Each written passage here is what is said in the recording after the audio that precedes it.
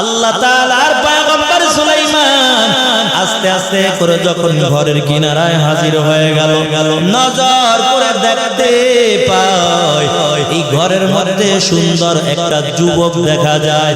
যেই যুবকটা স্বাভাবিক কোনো অবস্থায় না, যেই যুবকটা যায় নামাজ বিছায়া আমার মালিকের কুদরতি পায়ের মধ্যে সিজদা দিতেছে। সুলাইমান পয়গম্বর বড় অবাক, ডাক দিয়া বলে আল্লাহ, এই সাগরের মধ্যে পানির মধ্যে একটা ঘর দেখলাম, ঘরের মধ্যে একটা যুবক দেখতে পাইলাম। আয় আল্লাহ, তোমার কি কুদরত, যেই ঘরের দরজাগুলো খোলা কিন্তু এক ফোঁটা পানিও আসে না। সুলাইমান নবী যুবককে ডাক দিয়া বলে, রে যুবক, এই জায়গার মধ্যে তুমি কত বছর ইবাদত করতেছো বলো? ওই যুবক ডাক দিয়া বলে, একদিন আর 2 দিন না, এই জায়গার মধ্যে আমি 500 বছর পর্যন্ত ইবাদত করতেছি। সুলাইমান নবী ডাক দিয়া বলে, কিসের আমলের কারণে এই জায়গার মধ্যে নীরবে ইবাদত করো? যুবক ডাক দিয়া বলে, পয়গম্বর সুলাইমান, আমি আমার মায়ের খেদমত করলাম। আমি আগে কিছু খাইতাম না, আগে মায়ের মুখের মধ্যে দিতাম। আমি মায়ের দিলের মধ্যে কোনোদিন কষ্ট দেই নাই। আমি আমার মায়ের সেবা করার কারণে আমার মা যখন দুনিয়া থেকে বিদায় হয়ে যাবে, আমার মা আল্লাহর কাছে দোয়া করেছে, আল্লাহ তুমি আমার সন্তানের জন্য এমন একটা নির্জুম জায়গার ব্যবস্থা করে দিও, এই জায়গার মধ্যে আমার সন্তান নির্জুমে নীরবে ইবাদত করতে পারে। এই মায়ের দোয়া আল্লাহ কবুল করিয়া আমাকে আল্লাহ তাআলা এই নিয়ামত পানির মধ্যে দান করেছে। সুলাইমান নবী ডাক দিয়ে বলে, রে যুবক, কেমন করে খাবার খাও বলো? যুবক ডাক দিয়া বলে, ও পয়গম্বর সুলাইমান, আমার খানার কোনো চিন্তা করা লাগবে না, আমি খানার কোনো চিন্তা করি না। ভাবে আমার পেটে যখন ক্ষুধা হয়, একটা মাছ আইসা আমার সামনে আল্লাহ তাআলার দেওয়া কত সুন্দর সুন্দর খাবার আইনা আমার সামনে হাজির করা হয়। ওই মাছের মুখের থেকে খাবারগুলো নিয়া তারপরে আমি খেয়ে আমার জীবনটা আমি বাঁচাই। এরে যুবক, আল্লাহর গোলাম, ও আল্লাহর মুসলমান, আল্লাহর গোলাম, একটা মাছের যারা যদি আল্লাহ পানির তলে একজন যুবককে খাওয়াইতে পারে, তোমার আমার রিজিক কি আল্লাহ করতে পারবে না? মুসা নবী যখন রূহটা কবজ করে নিতে আসে, মুসা নবী বলে, আমার উম্মতের চিন্তা কে করবে? আজরাইল বলো। আজরাইল যখন জানতে পাইল, আল্লাহর কাছে বলে, আল্লাহ তোমার পয়গম্বর মুসা জানতে চেয়েছে যদি তার জানটা কবজ করা হয়, তার উম্মতের চিন্তা কে করবে? রিজিকের ফয়সালা কে করবে? আল্লাহ বলে, পয়গম্বর মুসা আপনি একটু সামনে চলে। মুসা নবী সামনের দিকে চলতেছে, হঠাৎ করে দেখতে পায় বড় একটা পাথর দেখা যায়। আল্লাহ বলেন, ও পয়গম্বর, আপনি সামনে কি কুদরত দেখতেছেন বলেন? বলে, আল্লাহ বড় একটা পাথর দেখা যায়। আল্লাহ বলেন, পয়গম্বর মুসা আপনার হাতের লাঠি দিয়া পাথরের মধ্যে আঘাত করে দেন। যখন লাঠি দিয়া পাথরের মধ্যে আঘাত করা হয়, পাথরটা 2 দিকে 2টা ভাগ হয়ে গেল। এই পাথরের মধ্যে আরেকটা পাথর দেখতে পায়। আবার বলে, আল্লাহ এই পাথরের মধ্যে আমি আরেকটা পাথর দেখতে পাইলাম। আল্লাহ বলেন, আমার লাঠি দিয়ে পাথরের মধ্যে আঘাতটা করে দেন। ওই পাথরটা 2টা ভাগ হয়ে গেল। ওই পাথরের মধ্যে আরেকটা পাথর দেখতে পায়। আল্লাহ বলেন, এই পাথরের মধ্যে আবার আঘাত করে দেন। আবার যখন আঘাত করলো, 3বার যখন আঘাত করা হয়, নজর করে দেখতে পায় এই পাথরের মধ্যে ছোট্ট একটা পোকা দেখা যায়। এই পোকার মুখের মধ্যে একটা তাজা সবুজ ঘাস দেখা যায়। আল্লাহর নবী মুসা ডাক দিয়া বলে, আল্লাহ, এই তিনটা পাথর ভাঙার পর আমি একটা পোকা দেখতে পাইলাম। এই পোকার মুখের মধ্যে একটা তাজা ঘাস দেখতে পাইলাম। আমার আল্লাহ জানায়, ও পয়গম্বর মুসা, তিনটা পাথরের মধ্যে আমি যদি একটা পোকার খাবারের ব্যবস্থা করতে পারি, তাহলে কি আমার বান্দার খাবারের ব্যবস্থা আমি আল্লাহ করব না? আমার বান্দার রিজিকের জিম্মা আমি আল্লাহর হাতে। বান্দার কোনো চিন্তা করা লাগবে না।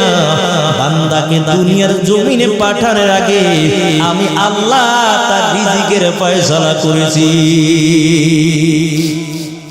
আরে মুমিন মুসলমান আল্লাহর গোলাম, ওই রিজিকের জন্য আজকে আমরা বড় পাগল। ভাই কেমন পাগল? একজনে আরেকজনের উপর জুলুম করা শুরু করে দেয়। মায়ার নবী সাহাবায়ে কেরামদেরকে নিয়ে বসা। আল্লাহর নবী ডাক দিয়ে বলে, ও সাহাবায়ে কেরাম শুনো, কিয়ামতের ময়দানে একদল মানুষ নিজের হাত নিজে কামড়াইতে থাকবে, নিজের গোশতগুলো নিজে চাবাইতে থাকবে আর আফসোস করতে থাকবে। মায়ার নবীর কথা শোনার পর সাহাবায়ে কেরাম বলে, নবী আমার, ওই লোকগুলো কারা? তাড়াতাড়ি পরিচয় দেন। আল্লাহর নবী ডাক দিয়ে বলে, ও সাহাবা, তবে আল্লাহর সামনে বড় আমলের পাহাড় নিয়ে ওঠার পর ওই বান্দার এত আমল, আমার আল্লাহ তার আমল দেখে খুশি হয়ে যাবে। আর একদল বান্দা আয়েশা মালিকের সামনে দাঁড়াইয়া যাবে, বলবে, আল্লাহ, তোমার বান্দাকে আজকে জান্নাত দিতে পারবা না। আল্লাহ বলবে, কেন? তুমি বাধা দাও। তখন বান্দা বলবে, আল্লাহ, তোমার বান্দার জমিন আমার জমিন কাছাকাছি ছিল, আমার 2 হাত জমিন দখল করে গিয়েছে। আয় আল্লাহ, আমার কোনো ক্ষমতা ছিল না, আজকে তোমার বান্দাকে বলো আমার জমিন দিয়ে দেওয়ার জন্য। আবার একদল বান্দা দাঁড়িয়ে বলবে, মালিক, ওই তোমার বান্দার আমল দিয়া জান্নাত দিতে পারবা না। বলে, কেন তুমি বাধা দাও? আমার উপর জুলুম করে আমার মালগুলো নিয়েছে, আমার টাকা নিয়েছে, আজকে আমার টাকাগুলো দিতে বলো।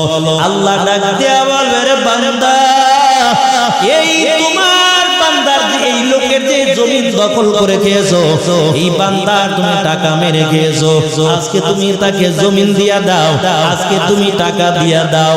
কিন্তু না না, কিয়ামতের ময়দানে বান্দা জমিন দিতে পারবে না।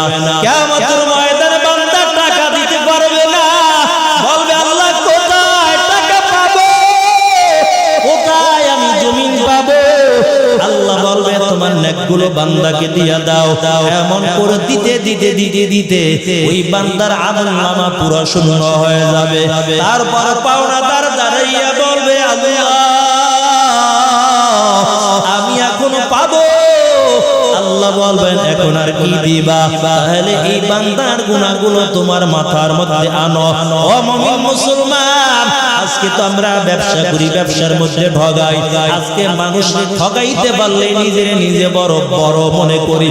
না না, আল্লাহর কাছে রিজিক চাও, আমার আল্লাহ রিজিকের ফয়সালা করে দিবে।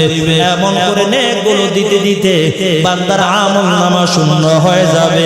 আফসোস করে বলবে, আল্লাহ, এত আমল নিয়ে আসার পর আজকে কই আমার আমলনামা শূন্য?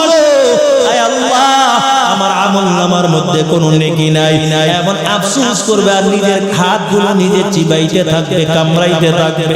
এরে মুমিন মুসলমান, আল্লাহর গোলাম, কারো হক নষ্ট করে কবরে যাওয়ার চিন্তা করো না। মায়ার নবী যখন দুনিয়া থেকে বিদায় হয়ে যাবেন, আল্লাহর নবী সাহাবীদেরকে ডাক দিয়া বলে, ও সাহাবায়ে কেরাম শুনো, আমাকে একটু মদিনার খালি জায়গার মধ্যে নিয়ে বসাও। সাহাবায়ে কেরাম আস্তে আস্তে করে নবীকে মদিনার খালি জায়গার মধ্যে নিয়ে আসলো। মায়ার নবী সাহাবায়ে কেরামের সামনে বসা। আল্লাহর নবী ডাক দিয়া বলে, ও সাহাবায়ে কেরাম শোনো, আমি কারোর ঋণ নিয়ে কবরে যেতে চাই না। পয়গম্বর সাহাবায়ে কেরামকে ডাক দিয়া বলে, আমাকে একটু মদিনার খালি জায়গার মধ্যে নিয়ে যাও। যখন মদিনার খালি জায়গার মধ্যে নিয়ে যাওয়া হয়, মায়ার নবীর সামনে সাহাবায়ে কেরাম বসা। আল্লাহর নবী ডাক দিয়া বলে, ও সাহাবায়ে কেরাম শোনো, তবে আমার মনে হয় আর বুঝি বেশি দিন আমি দুনিয়ার জমিনে বাঁচবো না, আমি আর দুনিয়ায় বেশি দিন থাকতে পারবো না। তবে বলো তোমরা আমার কাছে কিছু পাইবা কিনা বলো। হঠাৎ করে একজন সাহাবী দাঁড়াইয়া বলে, নবী আমার, আপনি আমার কাছে ঋণী আছেন। মায়ার নবী ডাক দিয়া বলে, ও সাহাবী কি পাইবা বলো। হঠাৎ করে সাহাবী ডাক দিয়া বলে, নবী আমার, একদিন আপনার কাছে একজন ভিক্ষুক এসেছিল, ভিক্ষা চেয়েছিল, আপনার কাছে টাকা ছিল না, আমার কাছ থেকে 3 দিরহাম নিয়ে আপনি ভিক্ষুককে দিয়েছেন। ও পয়গম্বর, ওই 3 দিরহাম আজ আপনাকে আমাকে দেন নাই, ওই 3 দিরহাম আপনি আমাকে আজকে দিয়া দেন। আল্লাহ রাসূল ফজলকে ডাক দিয়া বলে, ফজল এই সাহাবীকে 3 দিরহাম দিয়া দাও। সাহাবীকে 3 দিরহাম দিয়া দেয়। মায়ার নবী আবার ডাক দিয়া বলে, ও সাহাবায়ে কিরাম শুনো, বলো আর তোমরা আমার কাছে কিছু পাইবা কিনা, কারণ আমি নবী কারোর ঋণ নিয়ে কবর যেতে চাই না। হঠাৎ করে আরেকজন সাহাবী দাঁড়াইয়া বলে, নবী আমার, আপনি আমার কাছে ঋণী আছেন। আল্লাহর নবী ডাক দিয়া বলে, কি পাইবা বলো, আমি তোমার কাছে কি ঋণী আছি বলো। সাহাবীর কথা যখন নবী শুনলো, বারবার নবী বলো, সাহাবী কি পাইবা বলো। সাহাবী ডাক দিয়া বলে, নবী আমার, আপনি যুদ্ধের ময়দানে ছিলেন, আমিও যুদ্ধের ময়দানে ছিলাম। ও পয়গম্বর, ওই যুদ্ধের ময়দানে আপনি ঘোড়ার পিঠে বসে চাবুকটা ঘুরাইতেছিলেন, আমার কোনো অন্যায় ছিল না, কোনো অপরাধ ছিল না, ভুলবশত চাবুকের আঘাত আমার গায়ের মধ্যে লেগে গেছে। ও নবী আমার, ওই চাবুকের আঘাত আজকে আপনার গায়ের মধ্যে আমি করতে চাই। সাহাবায়ে কেরাম চোখের পানি ছেড়ে দিয়া কাঁদে, আর ডাক দিয়া বলে, সাহাবী শোনো, তুমি কি পাগল হয়ে গেলে নাকি বলো। আজকে তো ইসলামের বড় বিজয়, কেন আমার নবীর গায়ের মধ্যে চাবুক দিয়ে আঘাত করবা। ওই মক্কার জমিনের মধ্যে আমার নবীকে তো কষ্ট কম দেয় নাই, তায়েফের জমিনের মধ্যে আমার নবীকে কষ্ট কম দেয় নাই। আমার নবী যখন দ্বীনের দাওয়াত নিয়ে তায়েফে যাইত, ওই তায়েফের ছোট্ট ছোট্ট বাচ্চাগুলো আমার নবীর গায়ের মধ্যে পাথর মারতো আর বলতো, দেখো পাগল যায়, পাগল যায়। আমার নবী ডাক দিয়া বলতো, তায়েফবাসী শুনো, আমি নবী পাগল না, তোমরাও কালিমা পড়ে মুসলমান হয়ে যাও, আমি হলাম আল্লাহর পাঠানো একজন পয়গম্বর। সাহাবায়ে কেরাম বলে, কেমন করে আমার নবীর গায়ের মধ্যে আঘাতটা করবা। ওরে সাহাবী না, আমার নবীর গায়ের মধ্যে আঘাতটা করিও না। সাহাবী দাঁড়াইয়া বলে, না, আমি আজকে কারো কথা শুনবো না, এই চাবুক দিয়া আমি নবীর গায়ের মধ্যে আঘাতটা করতে চাই। আল্লাহর নবী ফজলকে ডেকে বলে, ওরে ফজল, জলদি করে যাও, ওই যুদ্ধের ময়দানে চাবুক ফাতেমার ঘরের মধ্যে রাখা, ওই চাবুকটা নিয়ে আসো, এই চাবুকটা সাহাবীর হাতের মধ্যে দাও, আর আমার গায়ের মধ্যে চাবুক দিয়ে আঘাত করবে, আমি নবী কারোর ঋণ নিয়ে কবরে যাব না। এরে মুমিন মুসলমান আল্লাহর গোলাম ফজল দৌড়াইয়া ফাতেমার ঘরের কিনারায় হাজির হয়ে গেল। ডাক দিয়া বলে, ফাতেমা ওই যুদ্ধের ময়দানে চাবুকটা আমার রাসূল চেয়েছে, তাড়াতাড়ি যুদ্ধের ময়দানে চাবুকটা দাও। ফাতেমা ডাক দিয়ে বলে, রে ফজল, আমার বাবাই তো বড় অসুস্থ, বাবা এখন চাবুক দিয়া কি করবে বলো। বাবাই তো বিছানা থেকে উঠতে বড় বাবার কষ্ট হয়। ফজল চোখের পানি ছেড়ে দিয়ে কাঁদে আর বলে, ফাতেমা শোনা, আজকে নবীর সামনে এমন একজন সাহাবী দাঁড়াইয়া গেছে নবীর ভুলবশত চাবুকের আঘাত নাকি তাহার পিঠের মধ্যে লেগেছে এই চাবুক দিয়া আমার নবীর গায়ের মধ্যে আঘাত করার জন্য আজকে দাঁড়িয়ে গেল এরে ফাতেমা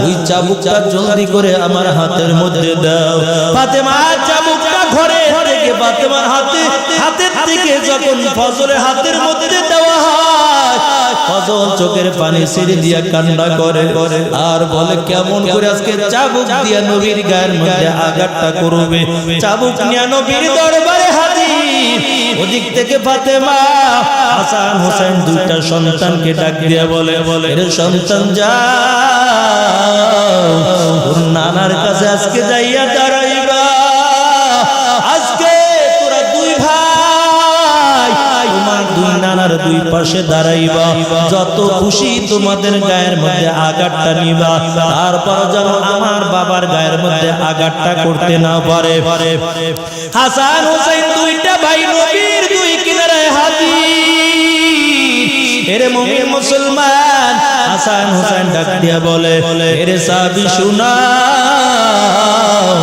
যত খুশি আমাদের গায়ের মধ্যে আঘাতটা করো তারপর আমার নানার গায়ের মধ্যে আঘাতটা করিও না সাহাবী বলে না তোমাদের কথা শুনবো না এই চাবুক দিয়ে আজকে আমি নবীর গায়ের মধ্যে আঘাতটা করতে চাই অন্য সাহাবায়ে কেরাম চোখের পানি ছেড়ে দিয়া কাঁদে বিলালের কান্না আবু বকর ওসমান আলী চোখের পানি ছেড়ে দিয়া কান্না করে আর ডাক দিয়া বলে সাহাবী তুমি কি আমি বেলালকে দেখো না আমি বেলালের গায়ের মধ্যে আঘাতটা করো তারপর আমার নবীর গায়ের মধ্যে আঘাতটা করিও না সাহাবী বলে না না আজকে চাবুক দিয়ে আমি নবীর গায়ের মধ্যে আঘাত করব মায়ের নবী ডাক দিয়া বলে ও সাহাবায়ে কেরাম শুনো কান্না করে কোনো লাভ নাই আজকে তোমরা বাধা দিও না আমি নবী কারোর নিয়ে কবরে যাব না তাড়াতাড়ি সাহাবীর হাতের মধ্যে চাবুকটা দাও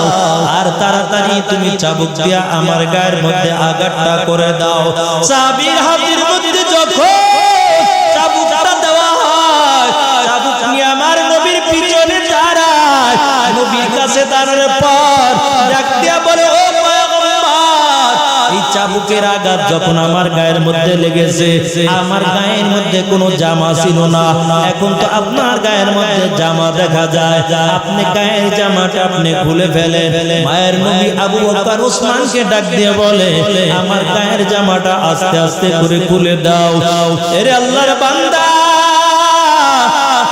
নবীর হাত দুইটা সোজা করতে বড় কষ্ট হয় আস্তে আস্তে করে নবীর গায়ের পোশাকটা খুলে দেওয়া হয় ওই সাহাবী চাবুক নিয়ে আমার নবীর পিছনে দাঁড়াইয়া গেল নবীর পিছনে দুই বগলের দুই দিক থেকে হাতটা ঢুকাইয়া আমার নবীকে জড়াইয়া ধরিয়া নবুয়তে মোহরের মধ্যে একটা চুম্বন লাগাইয়া বলে নবী আমার এই চাবুক দিয়ে আপনার গায়ের মধ্যে আমি আঘাত করতে আসি নাই ও পয়গম্বর অনেক দিন ধরে অপেক্ষা করতেছি কোন সময় আপনার নবুয়তে মোহরের সঙ্গে আমি একটা চুম্বন দিতে পারবো কারণ আমার ঠোঁট দুইটা তো বড় নাপাক আমার শরীরটাও তো বড় নাপাক ও পয়গম্বর এই ঠোঁট দুইটা আপনার নবুয়তে মোহরের সঙ্গে লাগাইলাম এখন আমার ধীরে ধীরে বিশ্বাস আর কোনদিন